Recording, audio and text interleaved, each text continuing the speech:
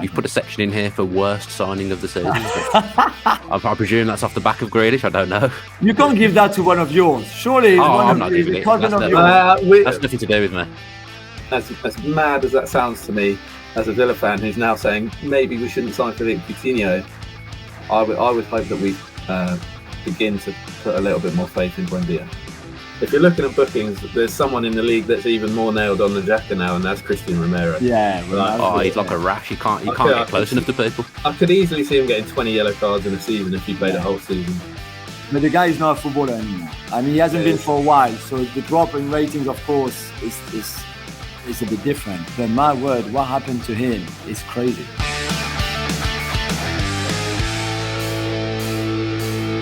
Hello, welcome back to the Edge of the Box podcast, a podcast by WhoScored.com in association with Bet Victor. I'm your host, Dan Bardell, joined as ever by Martin Laurence, and we've got Julien Laurence back, despite his Villa bashing last time he was on.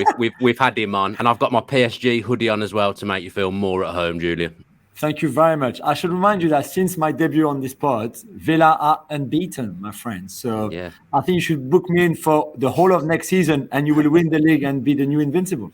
Yeah, 3 unbeaten. I don't envisage that carrying on Tuesday, if I'm being perfectly honest. But yeah, 3 unbeaten compared to what it was at before. Yeah, exactly. You do have to start. If it does carry on this week, then maybe there's something in it. Maybe we'll come on, yeah. Steve.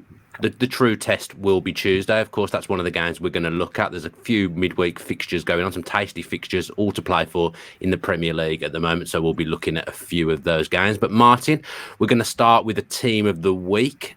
Let us in on your knowledge. This is the moment where Jonathan would be saying that goals are overrated because 9 of the 10 outfielders all scored at the weekend.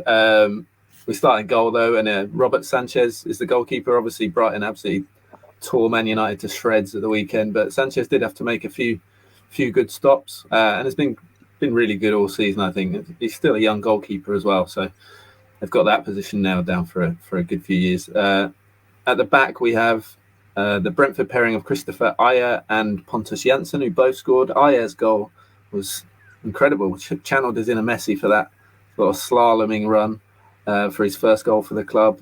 We got Aymeric Laporte alongside Jansson, and Marc Cucurella, who also scored his first goal for his new club. And obviously that meant a lot to him. That was nice to see, almost in tears, scoring against Manchester United. Big story for him. In midfield, we have Raheem Sterling on the right, who played there against Newcastle, who obviously scored twice. Kevin De Bruyne, who's the one outfielder in this side who didn't score, did get an assist and was generally outstanding and has been for months now.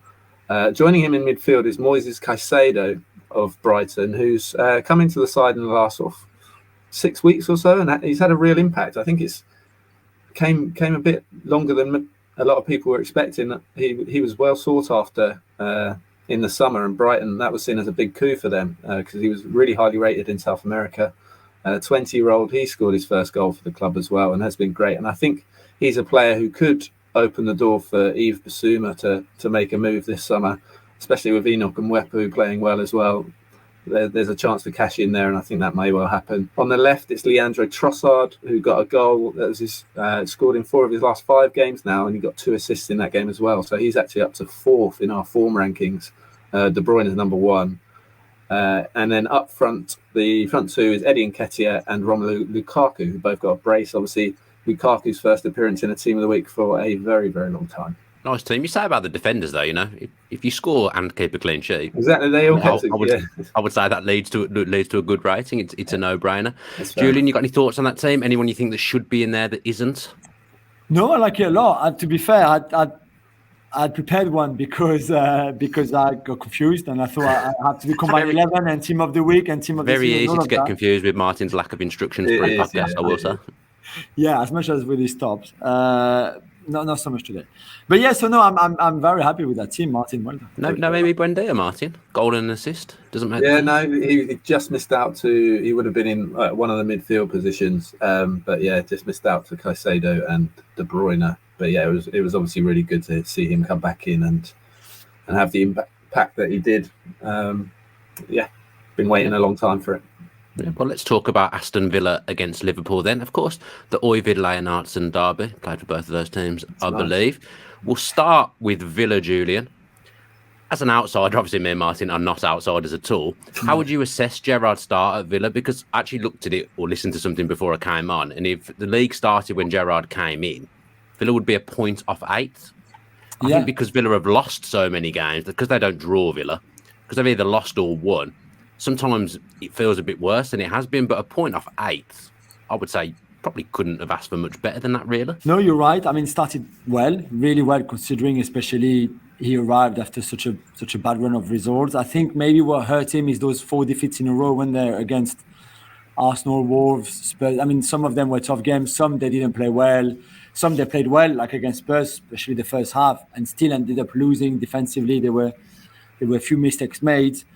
And I just think he's still a very young manager. Let's not forget, as good as he did in Rangers, he's still a young manager. And I think with all young managers like that, especially arriving in the Premier League, and we saw the same with Arteta, there will always be a time where they struggle and they need to find answers, different question marks, different problems, and sometimes it just takes a time. I think he will be stronger next season for what happened this season. I think with Patrick Vieira, we saw similar things again at Palace too, although he's got a bit more experience than Gerrard. So for me, it went according to plan. I expecting the team to do much better after he arrived, which they did, and then I knew at some point there would be a dip because all of that is so new, because he still has so much to learn, really. Let's be honest. I think he made mistakes, both in the team selection, substitutions, that kind of stuff. And also, some players I've struggled for form at times. We just mentioned Buendia. I think, typically the kind of player that you would have thought could have had a more impact maybe earlier with Gerrard. So I think all of that would be very interesting, and I really believe he would be a better manager after what happened in the last 6 to 8 weeks for him. I tweeted last week, Martin, Rangers obviously getting to the Europa League final, and I was savagely attacked by Birmingham City fans saying I was trying to make it all about Villa, which wasn't what I was trying to do at all. But he's built a team at Rangers that has got all the way to the Europa League final. I'm not saying that, it's all down to him, but he put a side together that was good enough to dispatch some of great European teams. So I would say Villa have a summer, 1 point off 8th since Gerrard came in. I'd actually say there's a lot of positives to look into in Gerrard's tenure so far. Yeah, it's been hard to sort of gauge it because there has been so much sort of inconsistency, which, like Julien says, you'd expect for a new manager with a new group of players. But the stats certainly are all trending in the right direction. That 1 point off 8th as well that's Wolves in 8th, and Villa have played a game less in that time as well. So if they win that extra game, then they would go into that 8th spot. They've also got a point more than West Ham in that time, having played 2 games fewer. So the signs are good, and the stats are really promising as well. The points per game are up to 1.4 under Gerrard. They were only 0.9 under Smith at the start of the season. Obviously a terrible start to the season. Goals have obviously improved. Shots are up slightly, but those sort of stats, they're relatively marginal. Pass accuracy is up a fair bit. Possession's actually down, but the big impact has been on the defensive side of it and the defensive organisation. We're conceding 1.82 goals per game at the start of the season. That's down to 1.17. And conceding 14.6 shots per game, which is down to 10.9, which is really, really low. So only Liverpool, Man City and Chelsea have conceded fewer shots per game than that over the course of the whole season. So to be conceding fewer than 11 shots per game from the position that he took over when defensively Villa were pretty much all at sea is really encouraging. The one sort of maybe negative, I would say, maybe does revolve around Buendia, and the Coutinho signing has obviously impacted that. I actually thought Buendia was playing quite well when Coutinho was signed, and certainly in the run up to it, and didn't play badly when he joined, but obviously fell out of favour. And I think he did have a relatively slow start, but he still always looked like one of Villa's brighter players. And I do feel like he's a player that the club do need to start to concentrate on now. And whether that impacts whether they sign Coutinho permanently, I imagine it may well do. I don't think, maybe that's not as rubber stamped as it might have been. So there's definitely a decision to make there, because Emi Buendia is a fantastic player and a lot younger than Philippe Coutinho, obviously. So I personally would hope that he is the focus. As mad as that sounds to me, as a Villa fan who's now saying maybe we shouldn't sign Philippe Coutinho, I would hope that we begin to put a little bit more faith in Buendia. Bit of a problem now, because I actually think Coutinho was probably rested on Saturday with the Liverpool game on Tuesday in mind. But you've got Watkins and Ings firing. Buendia's come in and got a goal and an assist. You can't get all four of them in the same team. It's just not going to happen. With Buendia, he's and Gerrard said it many times, he's like a little warrior, isn't it? And against Burnley, you probably want a little bit of fight, and Coutinho, that's maybe not his game. Definitely he's not his game. Not had a great few games, Coutinho, not had a great month or so in a Villa shirt. I could talk about Villa all day, but we better talk about Liverpool, Julien. Dropped points at the weekend against Tottenham. Fascinating game at Anfield. On the face of it, it's not a bad result drawing against Spurs. I thought Spurs did very, very well. But the way this title race is, the game's running out. There's no margin for error at all, and it feels like it was a big weekend for Liverpool and Man City, really. There was a lot of fans, obviously, who would have been optimistic, I guess. But you could sense the pressure. You could sense that everybody was thinking, okay, this could be the game which is a no-brainer. It's Spurs. Even when you're home against Spurs, it's going to be tricky and difficult because they're going to defend well, even more, I guess, against Liverpool because of the way Liverpool play. But you could feel the anxiety. It was so obvious. The atmosphere was amazing because I think the fans were like, we have to be at our best because they need us, and we have to push because this is going to be tricky. And it turned out to be tricky, and it turned out to be not enough from Liverpool, who looked tired, to be fair. And maybe Klopp could have done more changes compared to the team I played in Villarreal in midweek. It was always going to be hard because the Spurs defended in a 5-4-1 formation. They defended so well. They didn't allow much. There was a lot of crosses that went for nothing. I mean, Trent tried to cross the ball. There was not enough. It just needed a bit of a spark, I think, from Liverpool, and no one could really provide it. I mean, we can talk again about Salah. We did before. It's clearly something not right there. It's we don't know yet because it might not be a turning point if they still manage somehow to go and win this title. But if they come short a point, 2 points, maybe 3, then we will look back and say, that was the game where things turned. And you can always agree with Klopp or not on the way Spurs played. I think that with the players that Conte has, this could be a bit more expensive football. But it worked because Spurs players were actually disappointed not to have won the game. So I think everybody in the end was disappointed. The draw, not good for either side, really. I understand what Klopp was trying to say after the game, Martin, but I would say Tottenham actually did that thing where they made Liverpool look quite one-dimensional, and not many teams are ever able to do that, just swinging the cross after cross into the box. Spurs succeeded, had a good game plan, and quite easily could have won that game. So it's not a great weekend for Liverpool at all.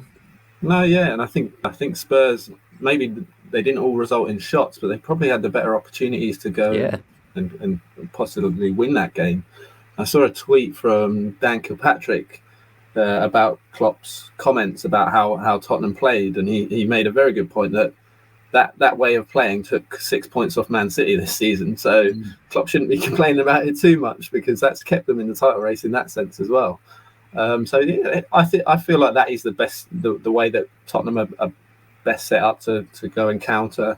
They've got 3 good sort of defenders in that they just throw their body on the line. Romero, obviously, case in point, who was very good again. But they are that good on the counter, and we saw that, for example, against Villa, who did sort of pretty much batter them for the first half, and then they just got picked off. They sat relatively deep, and they just played it into Kane, flicks onto Son, and that's it works. Like, unless you're going to properly man mark essentially all of Tottenham's front 3, which you're not going to do, then that is always going to be a sort of valid way of approaching a game. And if anything, I thought Tottenham were probably more expansive than I thought they might be. I thought it might be proper. It was to a sense, but it might be proper back to the wall stuff, stay in the game, and then try and nick something towards the end. I thought Tottenham had decent chances, and his way of playing was justified in that sense, I think. Yeah, Liverpool's squad depth now, I think, undoubtedly is above and beyond Manchester City. So we've got a combined 11, haven't we, Martin, of Liverpool and City's second string. It's kind of feel like this point isn't as valid now because obviously City are out of the Champions League. There's not many games left, but I really feel like it's a missed opportunity for Liverpool. Like you said, they could have freshened things up a little bit when you look at their depth. Yeah, and I think going, obviously they've got an FA Cup final at the weekend, so this is a game now where they've dropped behind. Do they now see it as they're not going to surrender in the title race after that game, but FA Cup at the weekend, surely they've got to rotate a bit. And like you say, I think they are better equipped than City to do that now. We have compiled a sort of combined 11 of the two second strings, as it were. And it is tight, but it's a pretty good team. Might make top four, to be fair. It's Kelleher in goal ahead of Stefan, who's not the best. I think City probably need an upgrade there, even though it is just a sub-keeper. You can't really rely on Richard Wright for too many more years. The issue with both is neither of them really have a sub-right back. We've put John Stones there just because the alternative was probably James Milner. Gomez. I think Gomez has been excellent when he's played right back. Huh? What's that? I think Gomez has been excellent when he's played right back. I think Stones has been really good when he's played right back as well. He's done it a handful of times. So we've got Stones just because I'll come on to it, but Gomez's rating is actually lower than Nathan Ake. So the centre-back pairing is Ake and Kanate. So Gomez wouldn't have made, it would have been Stones, and then you'd have left out Ake, but he's got a better rating. And I think Ake's been really good when he's played. He's had a good season. I think he's been really strong. The left back is Tsimikas, who's I do think he's one of the best sort of sub left backs that you'll find, and has come on in the last couple of games. I think Robertson, there's definitely pressure there on that position now, where there wasn't for years, frankly. Our midfield three is Gundogan, Naby Keita, and Curtis Jones, and I think that highlights the sort of lack of depth, certainly in Man City's midfield, where Fernandinho will be leaving in the summer. I think that's a position that they will need to possibly strengthen or add depth to at least. And then our front three is Gabriel Jesus on the right, Grealish on the left, and Diogo Jota. We've got Jota up front. It was a toss-up between Jota and Diaz as who's the second string now. We decided that Jota, and that leaves out Firmino. So decent side. So there's 6 Liverpool players and 5 City. But I think the key difference with City, you can't really fill an 11. Like I said, the right back, they've only really got a youngster there. Right winger, they've only really got a youngster. Striker, Cole Palmer. So in midfield, we had McAtee in their sort of second string 11. So yeah, they whereas Liverpool, you can pretty much put together a second 11 of decent squad. City are lacking. Harvey Elliott. Not mentioned. Yeah, Harvey Elliott, exceptional player. Obviously had injuries. Chamberlain as well, Minamino, Origi. So Liverpool are pretty stacked. Well stocked, Liverpool. Let's say. Julien, do you think that 11 would get top 4? I think it would miss out on top 4. I would have Zinchenko at left back ahead of Tsimikas. Although I agree with Martin on the progress of Tsimikas. Not too convinced, and and on Saturday I expected more from him when he came on, considering he had 35 minutes overall in the game. But yeah, I think Zinchenko maybe with experience as well, playing in Euros and stuff like that, maybe. But I think it's a pretty good one. I agree with Martin on City having to look for another midfielder, maybe a different profile. I like the links with Pogba, which have been there before. They've discussed him before. When Mino was still alive 18 months ago. I think he offers a profile that they don't have, and that could certainly add to the rotation, whether you start him all the time or not.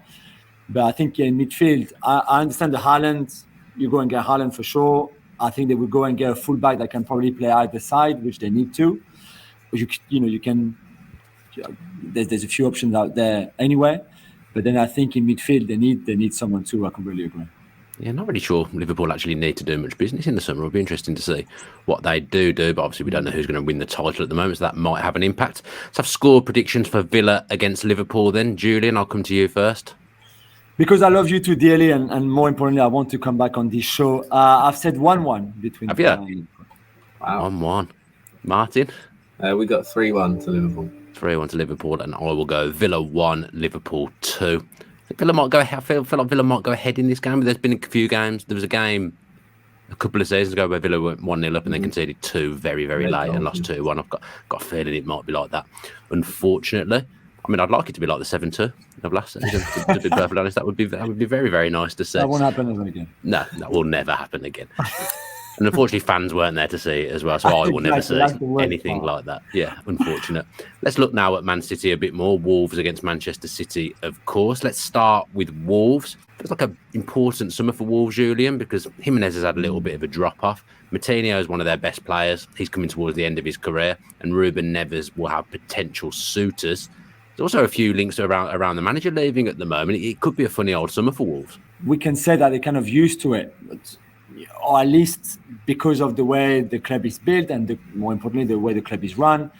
I think they expect that. I think they often prepare for it. If you look at, when Neto arrived, for example, or even the Trincao signing or potential staying for if Neto goes, I think they always, which is right to do that way, an idea in mind in case someone goes who they can bring in. I think Uncle George on that level, if you can have Jorge Mendes as your sporting director, because let's be honest, this is what he is, it helps a lot. He's usually doing favors to your club. So I'm not too worried. I think it's going to be busy and there's a lot of things going to happen, but I would trust them to be prepared and to know exactly what to do. And again, having Uncle George there would help for that.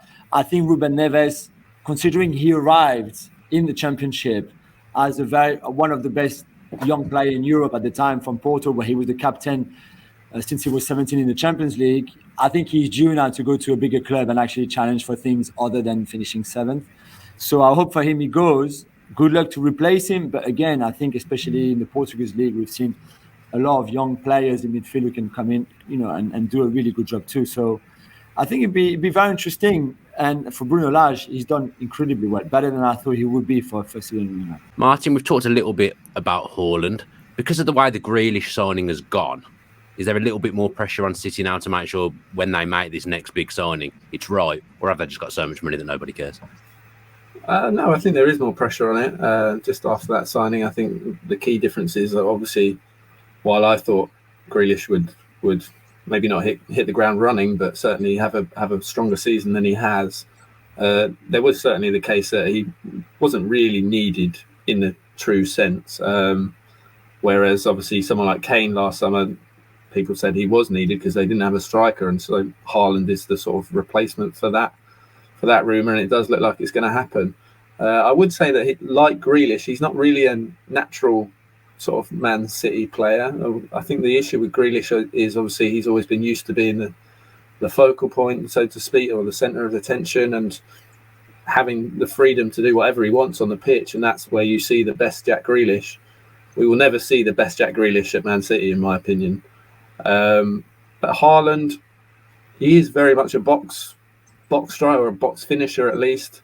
Obviously, it has a huge amount of power, but doesn't really link play like a Man City forward might.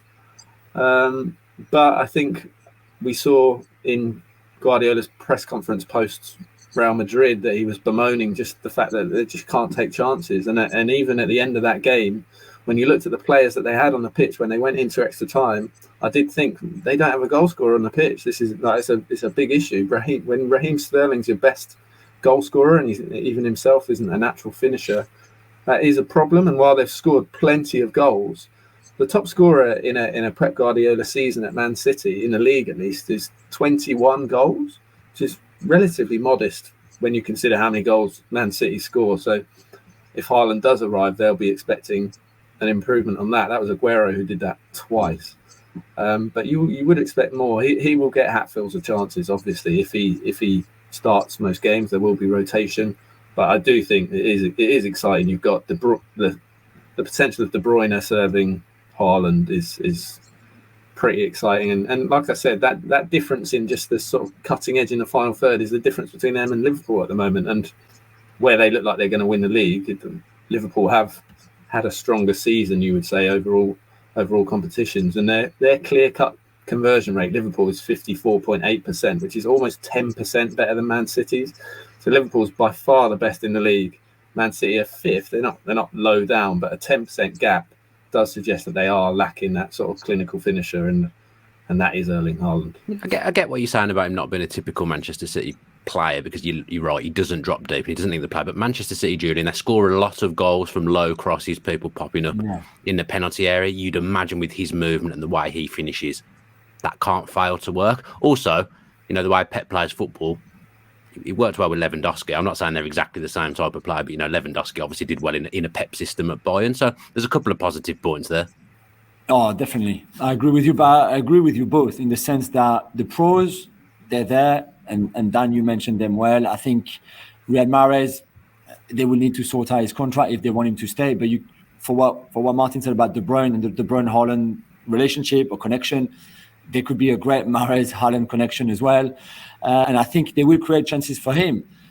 I agree with Martin's point of view is he's also so good at running and the power and running behind or having those kind of attacking transition chances created for him. He's so intelligent in the way he runs and how he makes his runs.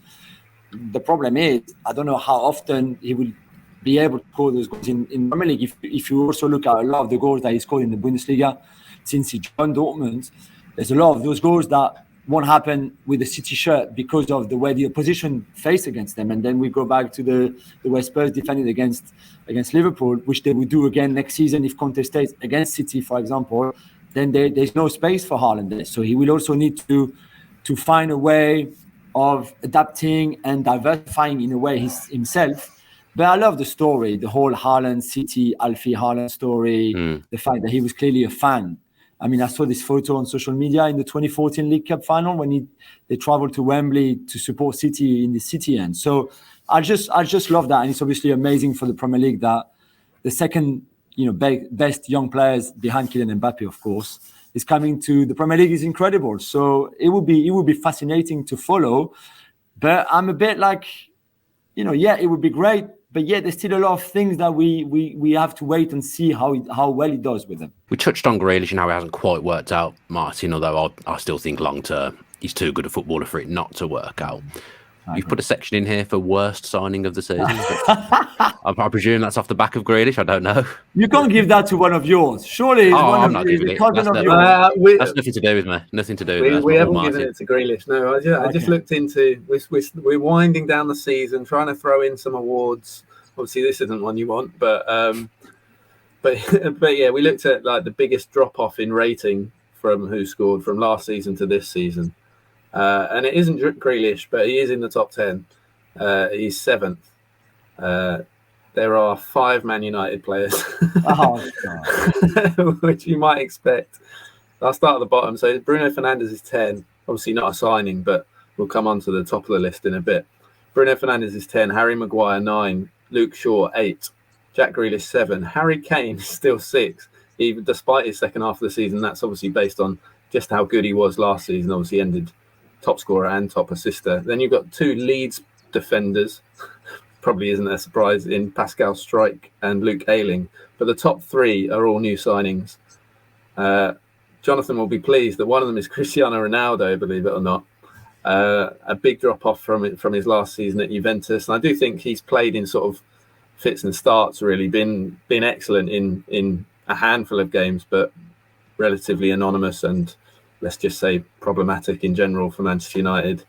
And then the top 2 is Lukaku in second, and the top is actually Jadon Sancho, who I think, not that he's had an easy ride, because he definitely hasn't, but he's maybe got a bit more slack than someone like Grealish has, because he's younger, and maybe that's fair. And he hasn't played in the Premier League before, and he's playing an absolute garbage. And he's playing in a shambles of the team.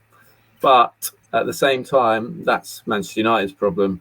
And his signing hasn't worked to now, and they need to build something, not necessarily around him, but certainly something that gets him functioning. Because even in the games where he's played pretty well, he's not been half the player that we've seen at Dortmund. And obviously it's a different league, but he's been levels below what people would have expected. His rating's actually dropped 0.88 from last season, so 7.54 last season. His rating is just 6.66, which is quite ominous for the Red Devils. But yeah, he's actually top of our sort of biggest decrease, and therefore our worst signing of the season. I had Sancho on my list as well, and Lukaku, but I don't think anyone can beat Dele Alli, surely. It counts as a signing because it's a January signing, but the guy is not a footballer anymore. I mean, he hasn't been for a while, so the drop in ratings, of course, is a bit different. But my word, what happened to him is crazy. Any Everton January signing you could have, really. Yeah, true. Justice for Anwar El-Ghazi with his 11 minutes of playing time at Everton. That's what. Crazy, man. Oh, crazy. Say what you like about Dele Alli. Unbelievable mascot for Everton, though. Instagram post, great mascot, one of the best mascots they've ever had. I don't know who their mascot is actually, Everton. I can't think who it is at all. Expensive mascot, but he's been a good mascot so far in the second half of the season. Let's get our score predictions then for this one, Martin. I'll come to you first. Wolves v Man City. We've gone for a tight one, just 1-0 to Man City. Yep, that's what I was going to do as well. 1-0 to Manchester City. Julien, full house? Yeah, I've got 2-0 to Man City. 2-0 to Man City for you. Let's do the just a minute section now. Then, Julien, we'll come to you first. Your minute is Leeds versus Chelsea. Yeah, Leeds in big trouble, obviously, with JC Marsh. Now they've won only one in the last four. They're in the bottom three. They're 18th. They've got loads of injuries. Patrick Bamford, of course. Forshaw. There's doubt over Cooper, Roberts, Stuart Dallas, of course. Luke Ayling now is suspended and won't play again because he got a 3-match ban after the tackle on Martinelli in the defeat against Arsenal. So it looks pretty grim for Leeds. And even Rafinha, the best player, has only scored 2 in the last 14 or 15, I think. So very, very difficult situation. Not that Chelsea are much better. 1 win in 5 only for them. Clearly, a lot of issues on the pitch, off the pitch as well. Thomas Tuchel clearly not being himself. So it's who's going to be the least worst, basically. I still think that Leeds at Ellen Road needs to build this as a final, but the fans have to be there. They have to make it so difficult for Chelsea. And I will go for a narrow Leeds win, 1-0. 1-0 to Leeds. Interesting. I was going to go 3-0 to Chelsea. Martin? Ooh. We've gone 2-1 to Chelsea. But I agree with Julien. I could see Leeds winning it if they get, like he says, if they get the crowd up, which they undoubtedly will. That won't be in question. There's plenty else that is questionable when it comes to Leeds, but the support isn't one of them. So yeah, it'll be a really interesting game just because Chelsea will be looking over their shoulder a little bit. If they lose this game and Tottenham to beat Arsenal, there'll be 2 points between Tottenham in 5th and Chelsea in 3rd with 2 games to go. So top 4 doesn't look cemented now, which seems crazy. They've been stuttering a long time, Chelsea. Yeah, you could not imagine that a couple of months ago. No. And there's a really good chance for Arsenal to come 3rd as well. Really good chance. Yeah, Leeds Chelsea a bit of a grudge match, isn't it? They hate each other for some reason. I feel like historically in the Premier League, they used to kick lumps out of each other. Yeah, these are 2 of the sort of dirtiest teams historically. Incidentally, I would say Leeds are quite lucky to have Rafinha available for this game because I don't know what his problem was with the referee after Ayling got sent off, but he was very, very lucky not to get 2 yellow cards there, I thought. So, lucky to have him available for that game. Martin, you've given yourself the tough task of Leicester v Norwich for your minute. Leicester appear to have clocked off for the season, really, after defeat against Everton. They're now at real risk of finishing in the bottom half. Having failed to qualify from their Europa League group, they got knocked out in the 4th round of the FA Cup. It's a really disappointing season for the Foxes. They're without James Justin, Ricardo Pereira and Wilfred Ndidi, and they've now only won 4 of the 16 matches that Ndidi's missed this season, so he's been a massive loss. They've lost 7 of those games. Norwich are also looking ahead to next season already, having once again fallen well short of the standards required to survive. Unlike last time, they don't really have any saleable assets either, so at least Dean Smith will know what he's working with next season. The Canaries' one fight remaining is that they can still beat their points tally from 2 years ago. They're tied on 21 at the moment, so they just need 1 point to beat their points tally from 2 years ago. Very small solace taken in that. Leicester have struggled in this fixture actually in recent seasons with 4 wins to Norwich's 3. None of the last 8 have been separated by more than a single goal. We think that'll change here, though. We've gone for goals at both ends, but 3-1 Leicester. I'm going to go 2-0 to Norwich, one of those crazy end-of-season games. Why not? I have no idea what the predictions league table is looking like at the moment, but I assume I'm still quite far ahead. Well, I'll go 2-0 to Norwich for a laugh. Julien, what about you? 2-0 Leicester. 2-0 to Leicester. Very good. Julien, your last game is Watford against Everton. Yeah, that's right. Watford, obviously, officially relegated now. We knew they were going to go down, but it's official after the defeat of the weekend. I mean, they've lost the last 11 home games. They lost 6 in a row in the Premier League, home and away, but 11 at home. They really, really struggle. They can't score goals, really. They concede a lot. They've got injuries. They've got suspension now with Kamara, the left back, suspended. So Massina is going to come back. Left back. And then on the other hand, for Everton, the dynamic has changed obviously massively now. They've taken 10 points in the last 5 games. It was the first away win against Leicester that we described earlier since August. So that momentum is clearly there. And who knows, we might even see a bit of Dele Alli if he still exists, if he's still a footballer in this game. He'll be in the mascot suit before the game for sure. Yeah, true. You're right. As a mascot, we see him maybe as a player too, if he has his boots. So I go for an Everton win 2-1. 2-1 to Everton. I will go for 2-0 to Everton, second consecutive away win. Martin? We got 3-1 to Everton. 3-1 to Everton. Yeah, because we haven't got a bet builder built up in time for these for this week. We've actually done a treble on those 3 games. I thought it would appeal, and it might still appeal because the price is massive. But some rogue predictions in that section, I was not expecting any of that. So it's tied into the Who Scored predictions, which I'll just go over again just to repeat. So we went for 2-1 to Chelsea against Leeds, 3-1 for Leicester against Norwich, and 3-1 for Everton against Watford. So basically what we've done is a win and both teams to score treble. So Chelsea, Leicester and Everton all to win with both teams to score in those games. And it's massive. They've boosted it for us from 35-1 to 50-1, just on the 3 favourites winning and both teams to score in the games. A 50-1 bet on that treble looks pretty tasty to me. Yeah, I would say that's worth a punt, definitely. I'll stick a $5 on that for a laugh. Even though you've gone for completely different predictions. I know. Why not mix it up? Either way, I'll be happy. Don't know what that was, but either way, I'll be happy. Let's look now at Tottenham against Arsenal. This is tasty. Unfortunately, I'm not going to be able to watch it because I'm out on Thursday now, which I'm really quite frustrated about because this is going to be one of the games of the season, I think. Julien, where will this game be won and lost? What are the key battles in this North London derby? If you're Spurs and if you're Conte, how do you approach it? So I saw Laurence after the Liverpool game and he said, this is a final, blah, blah, blah. Okay, but he said, You love a chat with the goalkeeper, Julien. After our last podcast, I saw you chatting to Fabianski. You love a little chat with the goalkeeper. Yeah, I don't pick the play. Sometimes I'm hoping for the French to come because we obviously cover the games for French television, so he helps for us. But I don't know what. I mean, we have a few, Meslier, Mendy, Lloris, a few French speakers. Fabianski, no, but so I love any player, any mascots, anything. It's good. But Lloris was saying, which was interesting, he said how hard they work all week to prepare for that Liverpool game, and the game plan was exactly what we saw. So I think it's always satisfying when you execute it the way it was meant to be, in a way.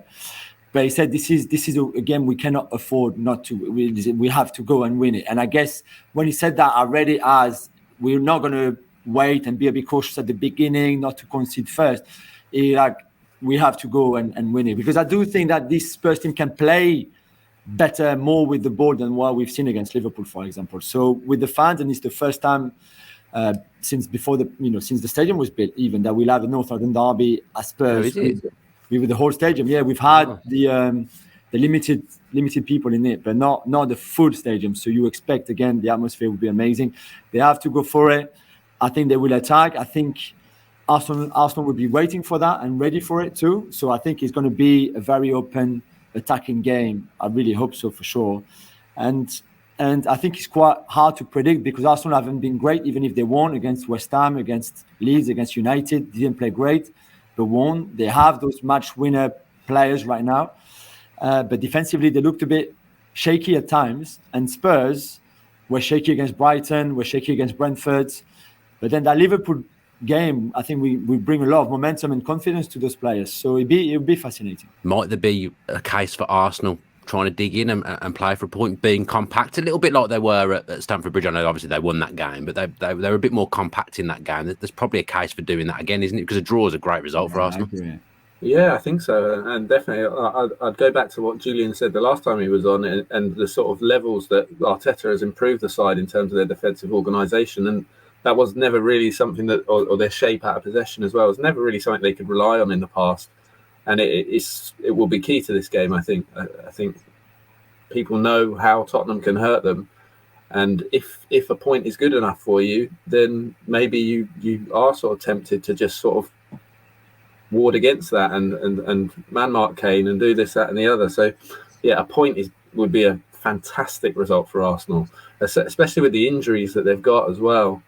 if you look at the game against Leeds, if you just said to an Arsenal fan at the start of the season that they'd be coming up to the end of the season, possible top 4 finish, and Cedric, Holding, El Neni and Nketiah are starting, that's crazy. Like on paper, it's just not a great 11 at the moment. So I've said it multiple times on the show. I just think Arteta's obviously done an amazing job. I think they're massively overachieving for the players that they're putting out on the pitch at the moment. So I would certainly say that Tottenham really should be winning this game based on the personnel that the two teams have available.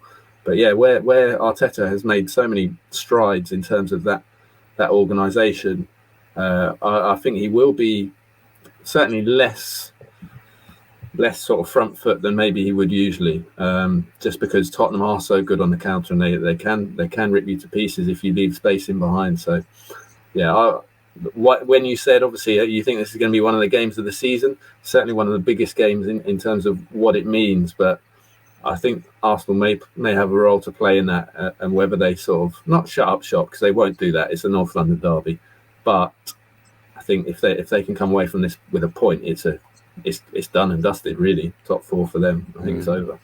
Yeah. Do you reckon this is the biggest North London derby ever in terms of what there is to play for? Because this is critical for top 4. Yeah, I don't know. I honestly couldn't tell you. I don't remember there being one at this stage of the season, so late with so much riding on it.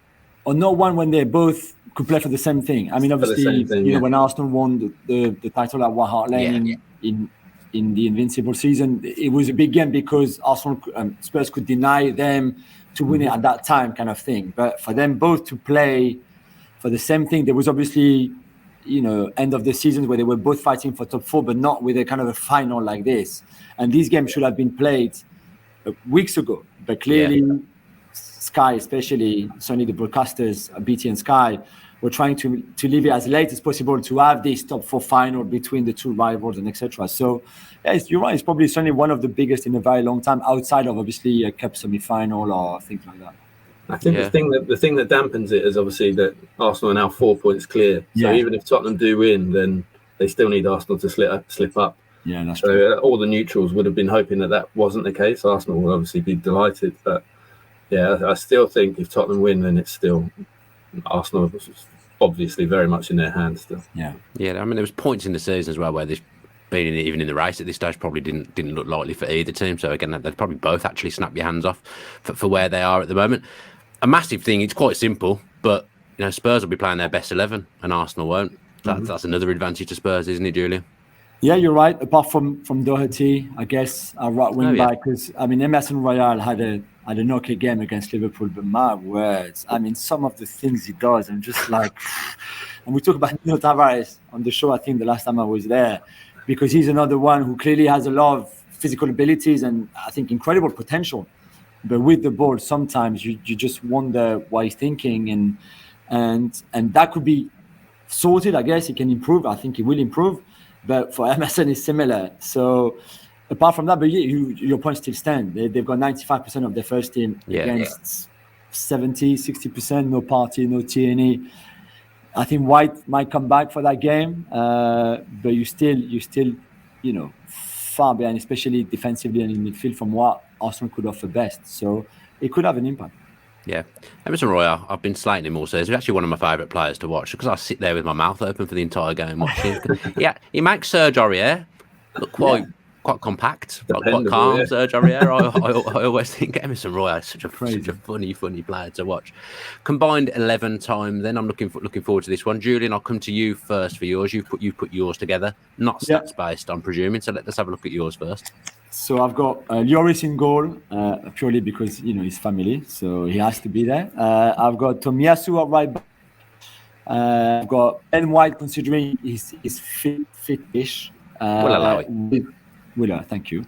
Yep. With Romero next to him, who have been very, very impressed. Not impressed because I know how good he was from last season in Serie A, but because I think a lot of people slagged him off earlier in the season when he was clearly under a manager that was not good enough to start with, and then he was traveling a lot, he got COVID, he got injured, all of that. But now you see Romero and you see why he was one of the best, if not the best defender in Serie A last season. Ben Davies at left back, because I think he's a better player than Sessegnon, although he plays as a left centre back now in the back three and not really as a left side, but I'm hoping you allow that. I've got a midfield too of, I mean, if you talk about experience, but also, being a bit of a, having the vice and being a bit of a wheeler dealer. I think Højbjerg and Xhaka would probably be they were twins at some point and clearly got separated at birth, and one went north, the other one went. But I love them both, and I think they would be great in my midfield. And then, because I play 4-2-4, because I'm a bit crazy and French, I've got obviously a front four of Saka, Kulusevski, Son, and Kane, which is unbeatable, unstoppable, unplayable. No Emerson Royale? I thought hard about it. Then I thought you would not take me back on the show if I hadn't. I didn't look serious. So no. He's not even on my bench, to be fair. He can play with the under-23s at the weekend. Yeah, fair enough. Fair play. Martin, how have Who Scored worked out their 11? Absolute scenes, because it's only one difference from Julien. Oh my God! I can work for this. This may be a surprise because obviously Ramsdale's had such a good rating for the whole season, but it is now Lloris in goal. Lloris has been very good recently. Yeah. Very good recently. Annoyed me greatly at Villa Park. Yeah, and they've trended in opposite directions, haven't they? Ramsdale's been obviously less impressive. He's still not been bad at all, and I still think he's had an excellent first season at Arsenal, but has dropped below Lloris in our ratings now. I actually think he might make a mistake in this game. I've got a feeling for it for some reason. Or Lloris? No, Ramsdale, sorry, because he's in the North London derby atmosphere with the obviously full of Spurs fans. I feel like he gets too involved sometimes. I've just got a feeling that he might make a mistake in this game. So click this up just in case I am correct. It does happen every now and again. So yeah, our back four is the exact same. So we cheated as well, Julien. Don't worry. Ben Davies is our left back as well. I would say that's not cheating because he's a left back. He's a left back, but he's not played there. You've done worse things, man. Yeah, definitely. I don't actually think he's played there at all this season, though. So that is naughty from a Who Scored perspective. That is against the rules, really. But end of the season, I'll do what I want. The one difference is probably relatively predictable, and I knew Xhaka would be in Julien's team from the way he sort of waxed lyrical about him last time. But it's Xhaka who's the difference. Bentancur is the other holding midfielder in our side ahead of Xhaka. So we've got a front four as well, I guess. Saka, Kulusevski, Son, and Kane. Kulusevski and Ødegaard was the sort of toss-up. But I think Kulusevski, the impact that he's had, he definitely deserves that spot. I did think about him. He lost the first three balls that he touched at Liverpool, lost them all. I think the intensity was too. Yeah, he was going too fast for him. I mean, he's a lovely player and he runs a lot and he gives you a lot. Too much sideways for my liking or backwards. Yeah, it happened in another game this season where he got taken off and he was just definitely struggling with the pace of the game. It might have been Brighton or something, but yeah, the intensity of it maybe he's just that'll take time. But yeah, in general, he's definitely improved them markedly. Yeah, been an excellent signing despite his first three touches at Anfield at the weekend.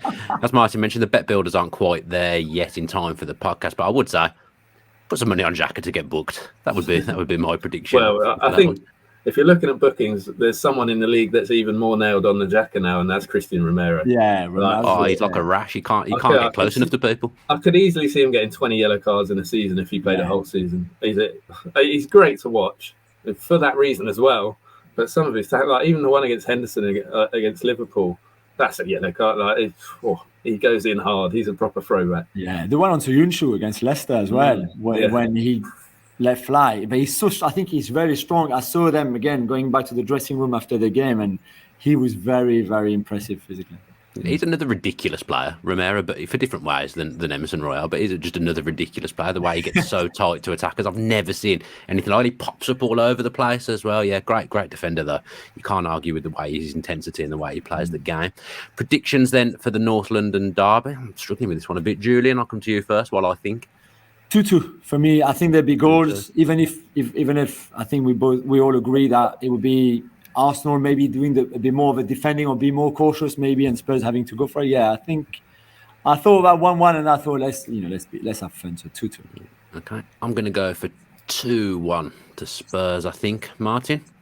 We've gone for 1-1. I think Arsenal will not play for a point, but that would be a great result for them. So that will definitely come into it as the game develops. Before we go, that's all the games previewed. Now we've got a new game to talk about, Martin. A super game, you might say. It's the Pick Six. Yeah, so Bet Victor have launched a new game called Pick Six, where you're trying to predict 6 match outcomes on the weekend or in the week in this instance, and there's a £1,000 to be won for the winner. So it's free to play. So all you need is a Bet Victor account. Obviously, as such, you need to be 18 and over to enter. But there's 6 games in midweek. So basically, there's different markets for each game. So I had hoped that our predictions would be more similar. Not sometimes that's a bit boring, but because I'd hoped that we could try and combine on what we think will happen. But all our predictions were pretty wildly different. But let's try it anyway.